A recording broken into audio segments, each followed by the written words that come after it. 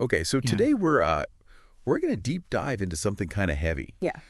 We're talking about a breast cancer diagnosis. Mm-hmm. And what we've got is a sample conversation between a doctor and a patient. Right. Which is, I think, going to be really interesting to sort of look at both the medical side of things and the emotional side of things. Yeah. Mm-hmm. So, we should put the disclaimer out there that we are not doctors. Right. We are not giving medical advice. Absolutely. So if you're dealing with anything yourself, Yeah. please consult a medical professional. Yes, definitely. But I think this would be a really interesting conversation to listen to. Yeah. So the patient's name is Sarah. Okay. And she's meeting with her doctor, Dr. Patel, to discuss the diagnosis of stage 1 breast cancer. Gotcha. And, right away, what I noticed was that Dr. Patel really emphasizes that Sarah's cancer was caught early. Yes. And that seems to, give her some relief. Right away. And that's what's so important about, early detection. Why is that such a game changer? Because, I always think of it like this. Okay. If you have, a small weed in your garden, it's much easier to get rid of that than, a giant bush that's got roots everywhere. Yeah. So early stage tumors are often smaller. They haven't had a chance to spread. Yeah. So the treatment is much more effective, and you also have more treatment options. Okay. Which is what Dr. Patel is about to explain to Sarah. Okay, so what are some of those treatment options? Well, he goes through surgery, and that could be a lumpectomy, where they just remove the tumor, or a mastectomy, where they remove the whole breast. He also talks about radiation therapy, chemotherapy, and hormone therapy. Okay. And these are often used in conjunction with surgery to kind of mop up any remaining cancer cells, reduce the risk of it coming back. And one of the things that Sarah asks about specifically is, losing her breast. Right. And I imagine that's got to be huge. One of the biggest fears. Oh, absolutely. For anybody going through this. Huge. And Dr. Patel really reassures her that keeping her breast is often possible with the lumpectomy.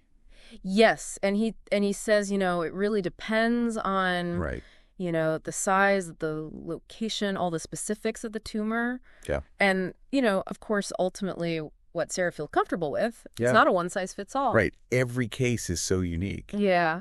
But, we also have to talk about the side effects. The side effects of the treatment. Right, which can be pretty rough. Yeah, and that's something that comes up in the conversation.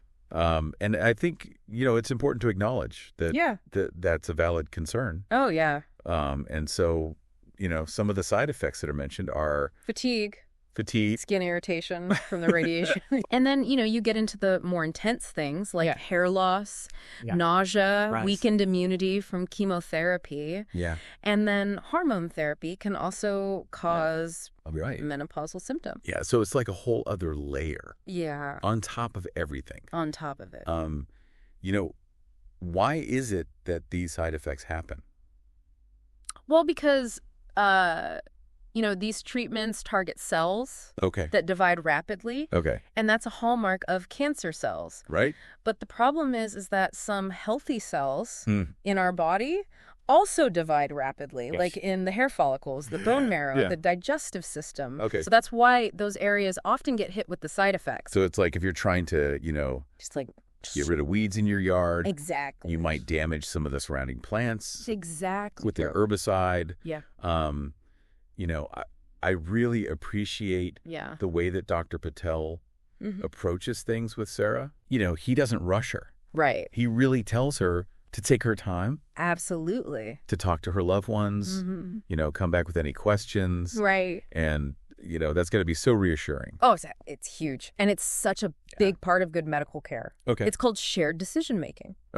So the doctor presents the options, explains the risks and benefits as clearly as possible, and then empowers the patient to make the choice that feels right for them. So it's a real partnership. It's a partnership. It's not like a dictatorship. Right, exactly. Yeah. And then he ends by, reminding Sarah.